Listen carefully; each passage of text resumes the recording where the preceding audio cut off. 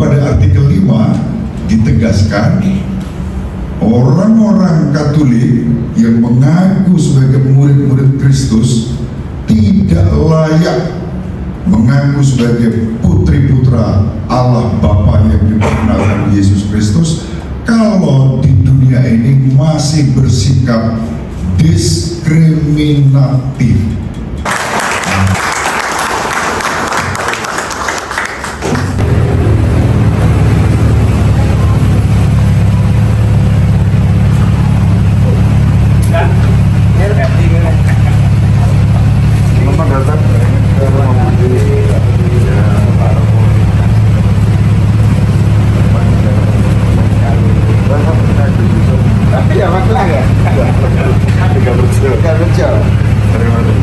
Dari Magelang. Saya terus pernah di Semarang 19 tahun saya di Semarang, lalu di Jogja baru 6 bulan ini.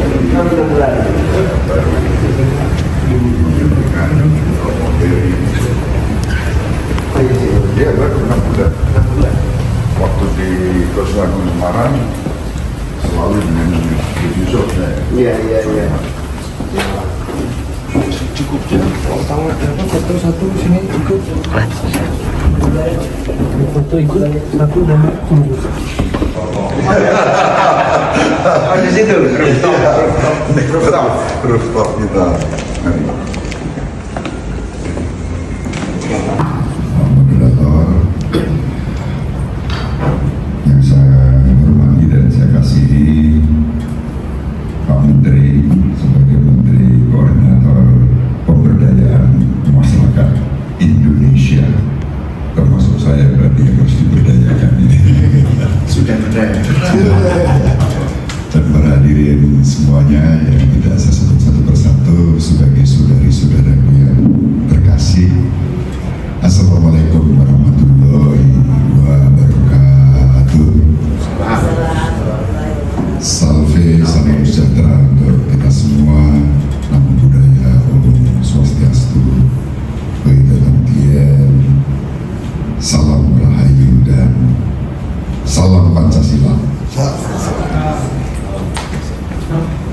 Pertama-tama tentu atas nama Komisi Hubungan Antaragama dan Kepercayaan Konferensi Wali Gereja Indonesia, saya mengucapkan banyak terima kasih atas kehadiran Pak Menteri sebagai tamu yang istimewa di siang ini bersama kita dalam rangka silaturahim, dan juga kita akan berbincang-bincang tentang Indonesia emas yang kita song-song. Suatu kehormatan bagi kami kehadiran Pak Menteri di tengah-tengah kita di kompleks gedung kantor Konferensi Wali Gereja Indonesia yang pada bulan Mei yang lalu tepat berusia 1 tahun sesudah diresmikan dan juga diberkati pada bulan September oleh mendiang Paus Fransiskus. Moga-moga dalam waktu dekat kita berdoa menerus beliau yang sempat berbincang-bincang dengan Gus Menteri juga bisa kunjungan pastoral ke Indonesia Paus Leo ke-14. Insya Allah, amin.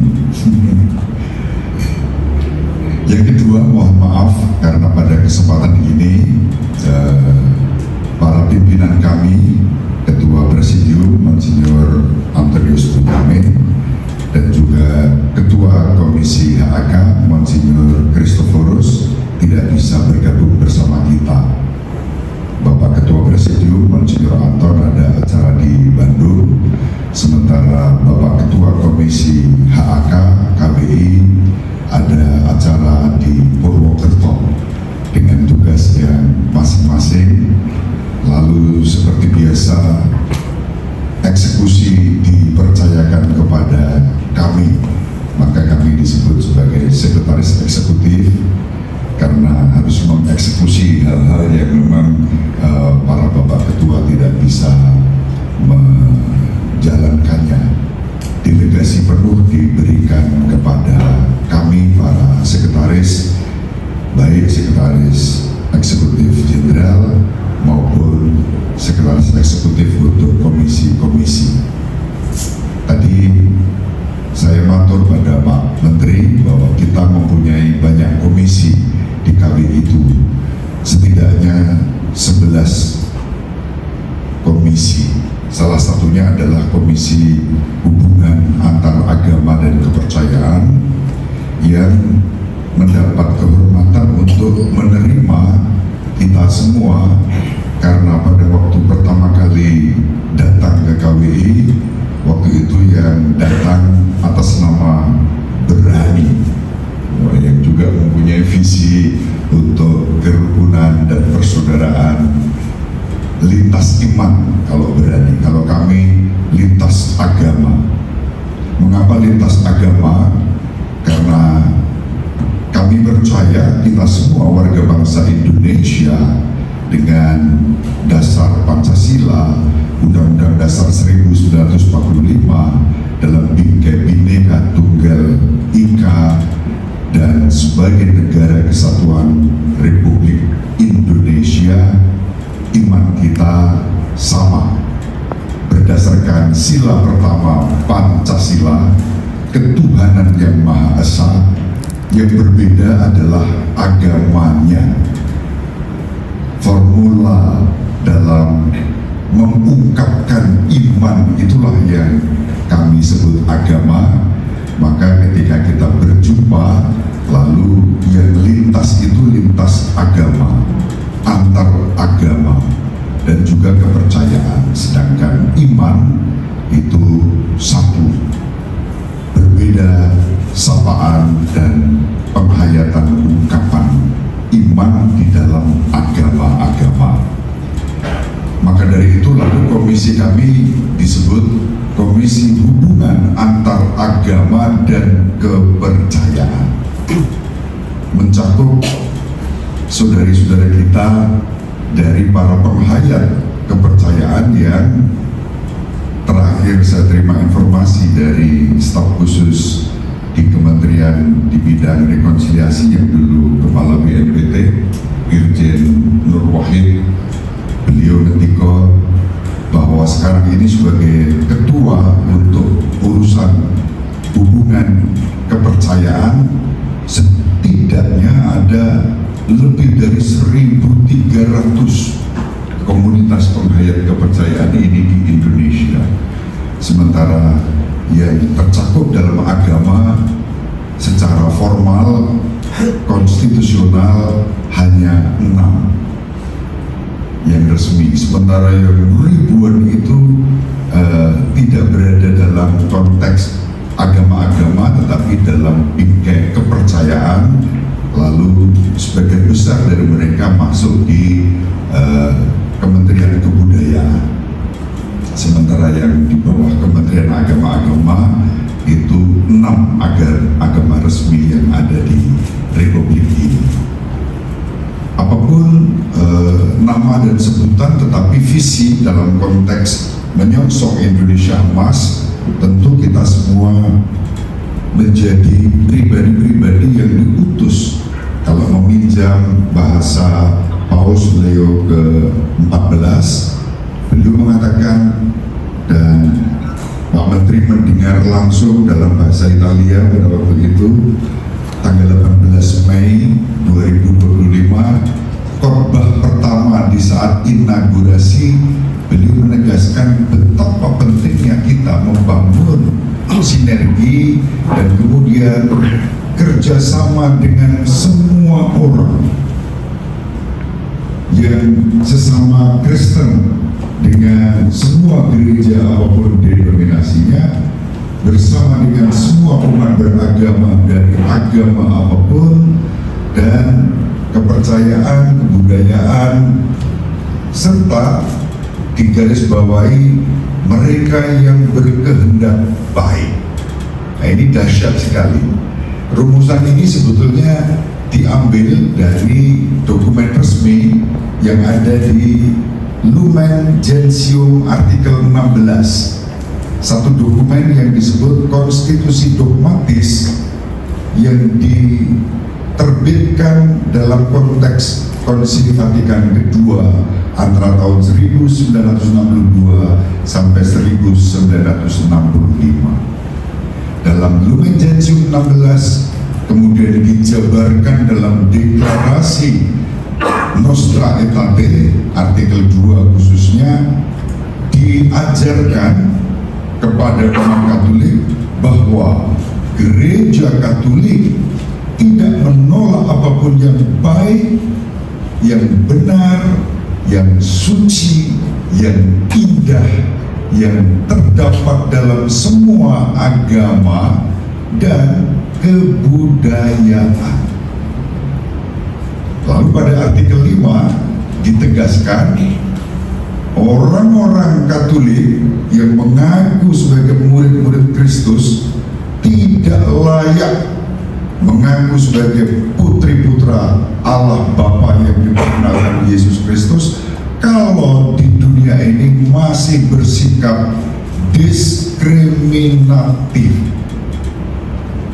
Atas dasar itulah lalu Paus Fransiskus bergerak sedemikian rupa mengikuti pendahulunya, terutama Paus Yohanes Paulus II, lalu sebelumnya pencetus ide Konsili Vatikan kedua Paus Yohanes ke-23, dan sekarang ini Paus Leo ke-14 kembali menegaskan sebagai pengganti Petrus dan penerus tahta pelayanan Vatikan, saya akan melanjutkan apa yang baik yang selama ini sudah ditunjukkan dalam keteladanan oleh para pendahulunya.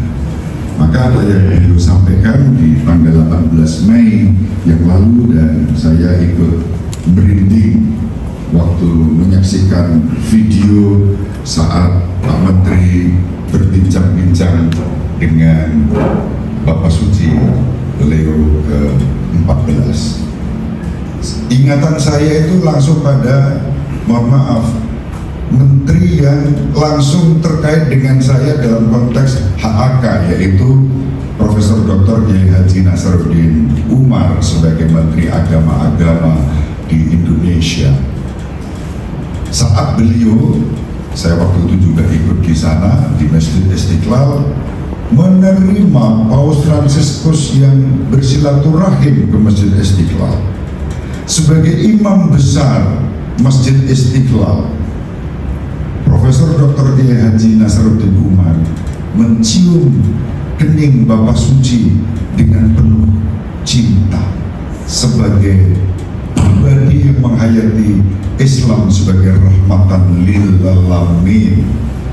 Dan siapa menduga pasti ada korelasinya, berkat ciuman penuh kasih beliau pada Paus Fransiskus, ternyata beliau mendapat anugerah rahmat berkat, dianggap menjadi Menteri Agama-Agama.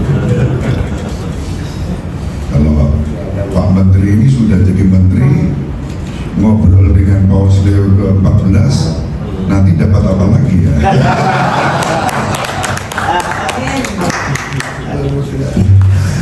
Itu sesuatu banget. Dan yang menarik adalah Paus Fransiskus merespons ciuman kudus itu dengan mencium tangan Imam Besar Istiqlal. Dua tindakan itu semua out of the box, di luar kebiasaan. Biasanya selalu cipika-cipiki, tapi Kiai Haji Nasaruddin Umar mencium kening Bapak Suci, dan Bapak Suci mencium tangan Imam Besar itu. Sesuatu yang bahkan bisa dipandang oleh orang-orang tertentu sebagai kontroversial. Pak Menteri Agama sendiri mendapat banyak kritik. Bukan mukremnya, kamu cium orang kafir, kamu cium keningnya. Itu terdengar ungkapan-ungkapan itu, bahkan terbaca di medsos. Tapi dengan penuh kasih beliau mengatakan, bukankah beliau keturunan Adam, keturunan Abraham, yang diciptakan sebagai makhluk oleh citra sang Khalik, secinta dengan Allah. Lalu dari situlah kemudian beliau meneruskan dengan kurikulum cinta. Dan Paus Fransiskus mencium tangan. Bagi orang yang tahu, mencium tangan itu dilakukan oleh santri pada kiai dalam tradisi Islam.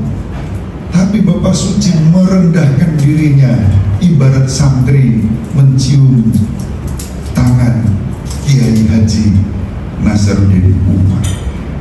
Lihat tindakan-tindakan out of the box ini. Kemudian meskipun ada beberapa kontroversi sebagai komentar negatif, tetapi generally itu menjadi berkat untuk umat dan untuk masyarakat. Maka dalam konteks menyongsong Indonesia emas, dan kali ini kita bersama Pak Menteri Koordinator Pemberdayaan Masyarakat Indonesia, kami sungguh merindukan bahwa bangsa ini ke depan semakin kokoh dalam hal peradaban kasih. Saya menambahkan sebagai visi di Komisi HAK, terwujudnya peradaban kasih ekologis interreligius. Ekologis karena semua saling terhubung, apapun agama dan kepercayaannya, saling terkait satu terhadap yang lain, terutama terhubung sebagai pribadi yang diciptakan secitra dengan Sang Pencipta, yang kita sebut sesuai dengan agama kita masing-masing, yang dalam tradisi Katolik diajarkan menyebut Allah Sang Pencipta sebagai Bapa semua orang. Bapa yang oleh Yesus diajarkan menerbitkan matahari untuk orang baik dan untuk orang jahat, menurunkan hujan untuk orang benar dan untuk orang yang bahkan tidak benar, tanpa diskriminasi. Dan disitulah pemberdayaan, terwujudnya peradaban kasih ekologis itu nyambung dengan apa yang kiranya menjadi visi juga Pak Menteri Koordinator untuk Pemberdayaan Masyarakat Indonesia. Menyongsong Indonesia emas dengan baik, ya. Bukan Indonesia cemas, apalagi Indonesia lemas. Menyadarkan kita, mari kita songsong Indonesia emas, bukan menciptakan Indonesia yang cemas, apalagi lemas tak berdaya. Nah, dengan hadirnya Pak Menteri Pemberdayaan, lalu kata lemas gak berlaku, kata cemas gak berlaku, tapi sungguh-sungguh emas. Itu kerinduan kita melalui terwujudnya peradaban kasih ekologis interreligius, berlaku untuk semua. Moga-moga harapan-harapan ini nanti juga mendapatkan peneguhan berkat kehadiran yang kami hormati Pak Menteri yang hadir di tengah-tengah kita ini. Saya harap juga teman-teman berani, itu berani bukan hanya sebagai nama, tetapi juga sebagai behavior. Paradigmanya sudah berani. Bagaimana to shift the paradigm, brave paradigm, berani menjadi behavior yang betul-betul berani mendukung bagaimana kita bisa mewujudkan masyarakat Indonesia yang semakin berdaya, memberdayakan. Jangan diganti B-nya dengan P, memperdaya, tapi betul-betul memberdayakan hingga terwujudlah peradaban kasih ekologis interreligius di tengah-tengah umat, di tengah-tengah masyarakat. Demikian sedikit pengantar yang bisa saya sampaikan sebagai pemantik untuk diskusi kita. Terima kasih untuk kebersamaan kita. Wassalamualaikum warahmatullahi wabarakatuh. Waalaikumsalam.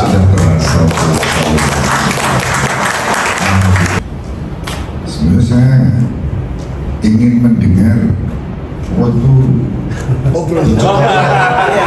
itu pasti jadi bicara dan pakai bahasa apa ya, bahasa Arab, bahasa Italia, bahasa Inggris, atau bahasa Indonesia dan dijawab dengan bahasa Italia gitu.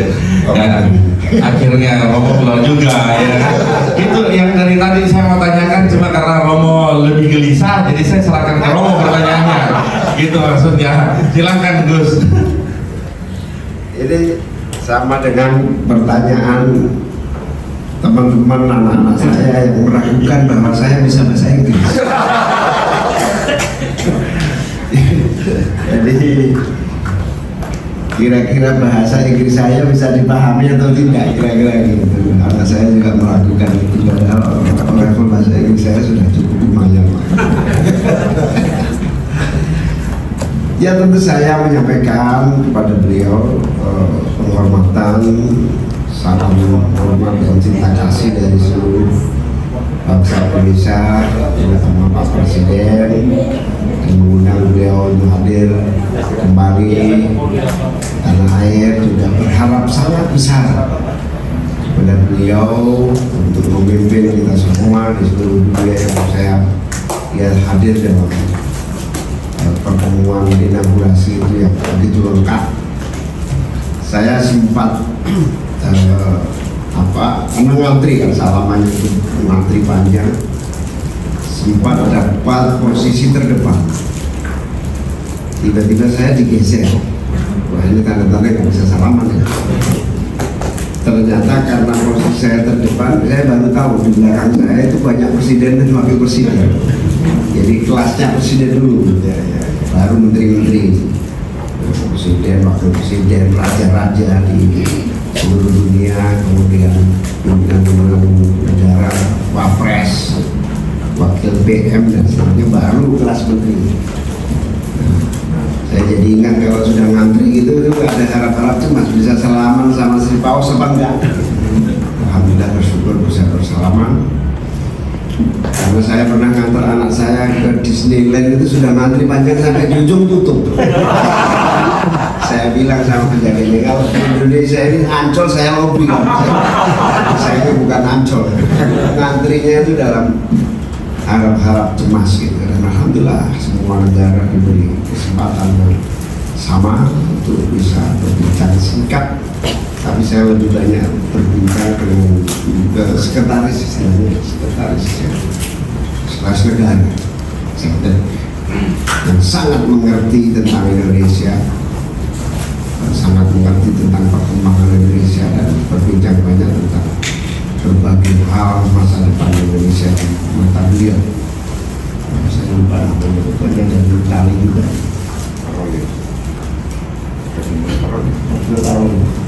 Sekretaris negara, udah agak lebih tua dari beliau, Sri Paus. Dan saya sangat bangga karena kehadiran saya mewakili presiden dan mewakili bangsa Indonesia, sekaligus menunjukkan bahwa harapan kita bisa kita sampaikan secara langsung, bukan hanya teman-teman Katolik yang ingin bersalaman, tapi saya juga lama ingin bersalaman dan akhirnya bisa bersalaman dengan beliau dengan sangat bersyukur. Hari itu juga istilahnya ada yang 25 tahun sekali kayak hajinya umat Islam, jubilium. Insya Allah saya termasuk haji mabrur. Belum dari dulu. Ketemu banyak teman-teman dari Indonesia, dari berbagai provinsi, semua di dalam, di luar, teman-teman yang lagi studi juga banyak. Saya kira intinya semua pesan presiden yang tertulis sudah tersampaikan. Komitmen kebersamaan antara Indonesia dan Vatikan, komitmen kebersamaan yang saya kira sangat tuntas. Tinggal bagaimana kita semua berperan baik bilateral maupun secara global di dalam mendorong agar dunia ini lebih baik, perang tidak terjadi lagi, tidak seperti yang hari ini masih kita saksikan. Kita masih dalam keadaan yang tidak baik-baik saja, sehingga berdampak pada kita semua, khususnya bangsa Indonesia. Saya kira Masih ada, Mas? Ini saking penasaran saya. Jadi ketika saya berjumpa dengan Pak Menteri Agama, itu perjumpaan itu dengan Paul Francis sangat dahsyat. Tapi belum tidak sampai Vatikan. Suatu kali beliau tanggal 11 April, saya masih ingat persis, Gus Menteri, Pak Menteri Agama tuh bilang ke saya, Romo Budi kapan ya ke Vatikan, nanti kita sama-sama, saya kangen Paus Fransiskus. Tapi 10 hari kemudian Paus Fransiskus meninggal dunia, lalu cita-cita itu kandas. Nah, Gus Menteri kangen nggak dengan Paus Leo? Nanti kira-kira saya mau diajak juga. Siap, kita siap. Senang sekali kalau bisa bareng-bareng. Artinya begini, Paus Leo itu pernah 40 tahun yang lalu ketika masih imam berkunjung ke Papua sebagai imam. Lalu ketika ada tahbisan Uskup di Timika, Uskup Timika Monsignor Bernardus Baru, beliau satu ordo dengan Bapak Suci kita sekarang, sama-sama ordo Santo Agustinus. Maka kerinduan-kerinduan bahwa beliau datang lagi ke Papua, ke Indonesia, itu kan memang butuh pendekatan. Barangkali dari Kementerian untuk Pemberdayaan Masyarakat bisa melakukan negosiasi, apalagi waktu itu sudah diwawancarai oleh Duta Besar kita untuk Vatikan, Mas Trias. Siapa tahu nego-nego itu lalu bisa menjadi berkat untuk bangsa. Jadi semua orang Katolik itu sebenarnya pengen salaman dengan Bapak Suci. Gus Menteri sudah, maka pinjam tangannya sudah.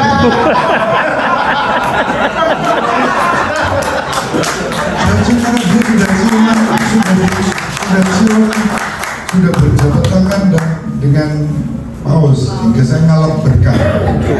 Sama seperti kalau saya habis ketemu Gus Mos, itu teman-teman cium tangan saya dulu. Tadi ngomong di peluk-peluk Gus Mos, sekarang aku ngalap berkah.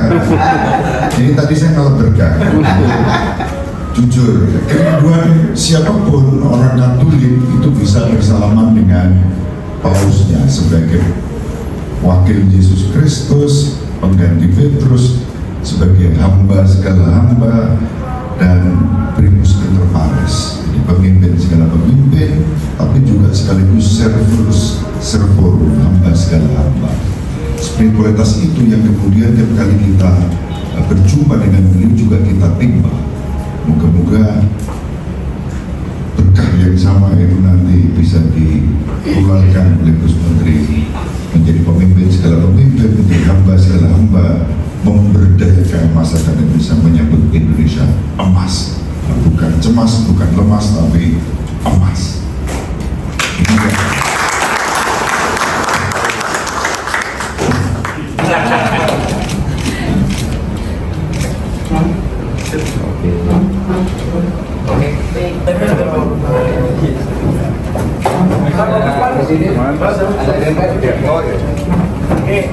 Nggak usah selfie-selfie, lihat tuh kamera. Yuk. Izin Bapak Ibu, 1, 2.